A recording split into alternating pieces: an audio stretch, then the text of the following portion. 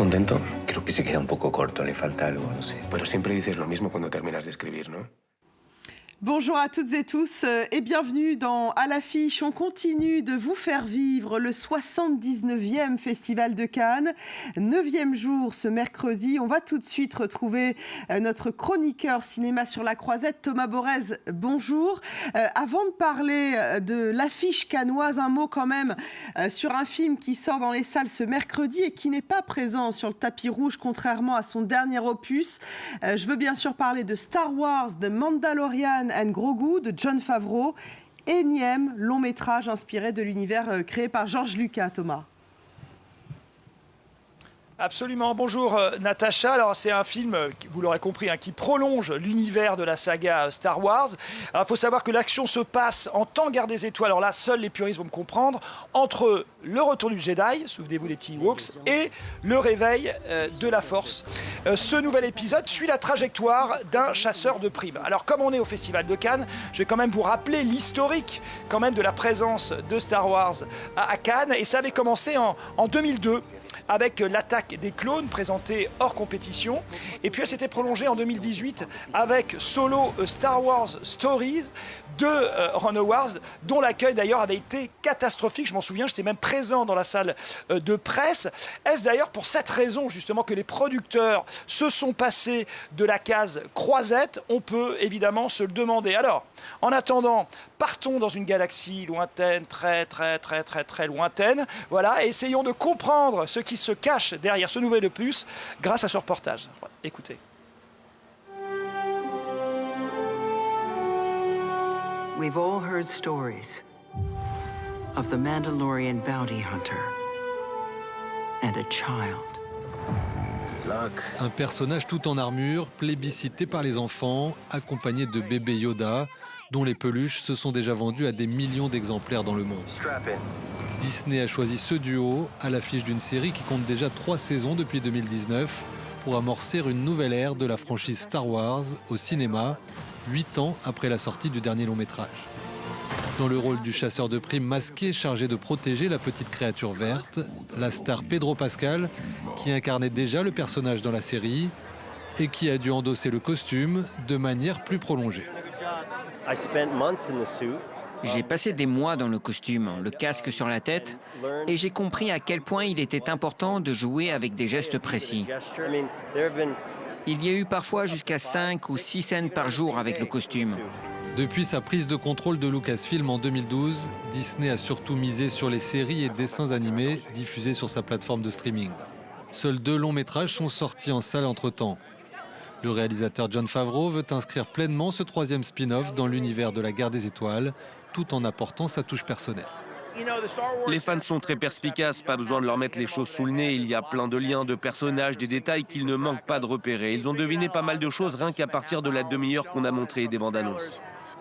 49 ans après le premier film de la saga réalisé par George Lucas, l'empire Star Wars continue de contre-attaquer et espère régner sur la galaxie hollywoodienne pour encore de longues années.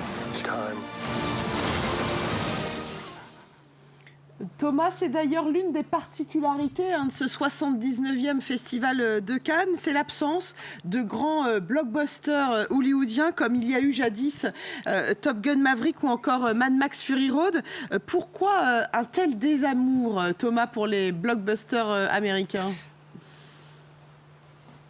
Oui, d'ailleurs, on le ressent très fort ici, l'absence de ces blockbusters, c'est-à-dire que c'est vrai que ça amène un petit peu d'électricité et on l'a pas jusqu'à présent ressenti sur la croisette. Alors les raisons, elles sont multiples. L'une des premières est évidemment économique, parce que faire venir un film à Cannes a un coût exorbitant. C'est-à-dire qu'il faut faire venir les équipes. En général, c'est beaucoup de monde pour défendre un tel blockbuster. Et puis surtout, il faut donner des fêtes fastueuses pour entretenir et alimenter la chimère, si je puis dire, d'un Hollywood étoilé qui ne serait pas terminé. Et on sait évidemment que Hollywood est actuellement en crise. Les autres raisons, en fait, elles reposent sur une histoire, à mon avis, d'humeur et de calendrier. D'humeur, parce qu'on sait évidemment que les critiques sont acérées ici à Cannes et qu'en général, les films qui ne sont pas des grands films d'auteur un peu plombants sont en général méprisés par la critique. Et on comprend que les productions n'aient pas envie, en fait, de décorner, voire de salir leurs films quelques semaines avant la sortie. Et surtout de dévoiler certains mystères, parce qu'effectivement, maintenant, avec les réseaux sociaux, on a tendance un petit peu à spoiler, comme on dit, à divulgacher les sagas. Et c'est vrai que les deux gros films qui étaient attendus, qui étaient espérés sur la croisette, c'était le nouveau film de science-fiction de Steven Spielberg, Disclosure Day, qui entretient le mystère absolu sur ce qu'il raconte. Donc voilà, pas de croisette, même si je crois que Spielberg le voulait. C'est le studio qui a refusé. Et puis bien sûr, l'Odyssée de Christopher Nolan, qu'on attend, mais qui sera dévoilé en salle en France que le 15 juillet. Voilà, donc pas de blockbuster pour la croisette, pour toutes les raisons que je viens d'évoquer. Alors, il y a quand même, Thomas, un blockbuster cette année à Cannes, et il est français, La bataille de Gaulle, l'âge de fer, d'Antonin Baudry, sur le général de Gaulle, bien sûr. Voilà, c'est le premier volet en fait d'une saga qui suit l'itinéraire, hein, vous l'aurez compris avec le titre, du général de Gaulle pendant la Seconde Guerre mondiale, soit l'homme de la France libre du 18 juin ou encore de la bataille de Bir Hakeim. Voilà, c'est avant tout l'itinéraire d'un homme d'abord seul, isolé à Londres, qui entend libérer la France du joug allemand. Alors un budget Maus, hein, on parle de 70 à 80 millions d'euros de budget pour, je l'ai dit, réaliser 2 longs métrages qui sortiront d'ailleurs à 1 mois d'écart. Voilà, à noter que le général de Gaulle est incarné par Simon Abkarian et le casting comprend également Benoît Magimel, Nils Schneider ou encore Mathieu Kassovitz. Je propose de regarder la bande-annonce. Ne reculons pas. Nous ne nous soumettons pas. Je suis seul face à l'Amérique et seul l'Amérique compte.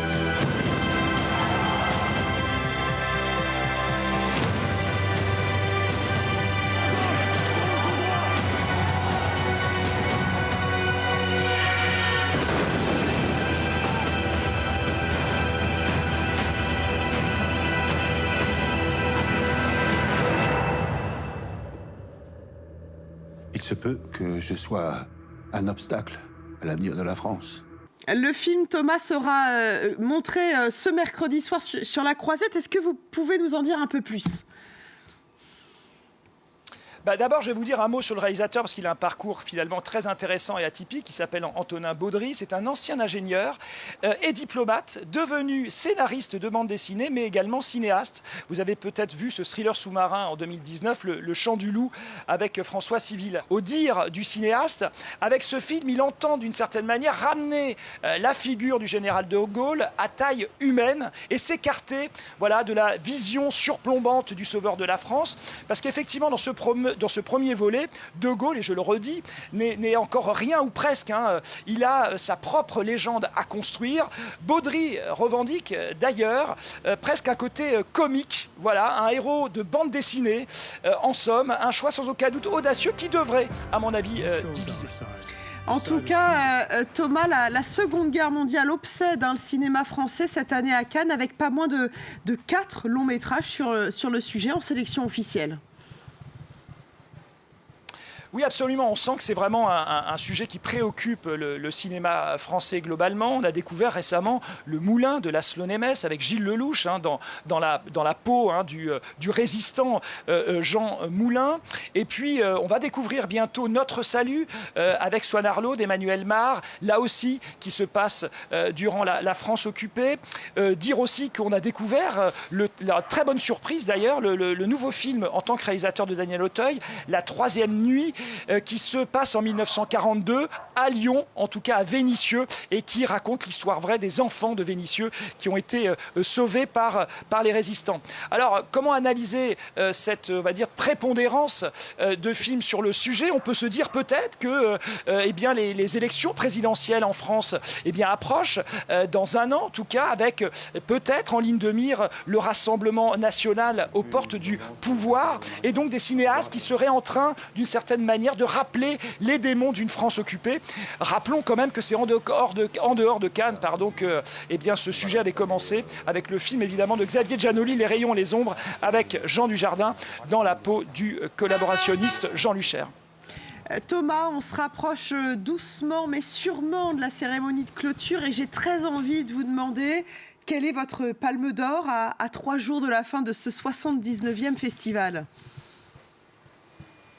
Alors ça tombe bien parce que c'est un film que les téléspectateurs et téléspectatrices vont pouvoir découvrir quasiment en même temps que nous parce qu'il sort ce mercredi. C'est le nouveau film du grand maître espagnol Pedro Almodóvar. Son film c'est Autofiction qui prolonge d'une certaine manière son Douleur et gloire qui était présenté à Cannes il y a quelques années. Un récit presque autobiographique en tout cas. Pedro Almodóvar se regarde à travers la figure d'un cinéaste en pleine crise, on va dire créatrice. Alors ce que j'ai beaucoup aimé dans le film, c'est que c'est une espèce de mise en abîme où on voit aussi les personnages de fiction s'animer et des personnages de fiction qui eux-mêmes essaient d'animer des personnages de fiction. Donc on est dans une espèce de film où le cinéma, d'une certaine manière, se regarde. C'est porté par des actrices absolument dingues, Barbara Leni ou encore Victoria Luengo, formidable également dans le film L'être aimé de Rodrigo Sorogoyen qui était aussi en compétition. Et puis il y a l'Argentin Leonardo Sbaraglia et puis l'Argentin Leonardo Sbaraglia, qu'on a vu aussi dans un film, ici, le film de Guillaume Canet, Karma. Il y a vraiment un film d'une beauté toujours plastique avec Almodóvar. Et si c'est mon favori, outre que le film est bien, c'est justement que Pedro Almodóvar n'a jamais eu de palme d'or, et ça serait bien de lui en donner une. Allez, tout de suite, j'arrête de parler, regardons les images. He leído tu guión. ¿Y de qué irá? De 2 mujeres en una isla volcánica. Una soy yo. ¿Cómo te has atrevido? Y no me gusta que escribas sobre nosotros. Pero ya sabes cómo es la ficción. Esto no es ficción. Autoficción. ¡Y una mierda! Piensa en el dolor de las dos, no pienses solo en tu guión. Está bien, Santi, no empieces tú ahora. Como si pudieras decidir sobre la vida de la gente. Pero como no quites esa parte del guión, te haré la vida imposible. Te has vuelto loca. Si hay un final, no parece que vaya a ser feliz.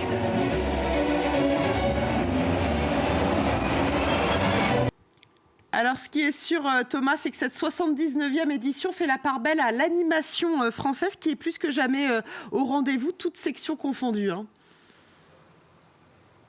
Oui, il y en a presque 10, toutes sections confondues, vous l'avez dit. En plus, des films vraiment absolument explosifs. On a découvert il y a quelques jours en séance de minuit, notamment Jim Queen. Alors, je ne vais pas tous les citer, mais ce que ça prouve, c'est que l'animation française, si besoin en était, se porte extrêmement bien. On se souvient que lors de la dernière cérémonie des Oscars, 2 films français, il y avait Arco et Amélie et la métaphysique des tubes, étaient en lice pour l'Oscar. Voilà, c'est la preuve que l'animation française se porte bien et c'est une très très bonne nouvelle en ces temps troublés avec tous ces débats qui agitent la croisette. Le cinéma d'animation français se porte à merveille.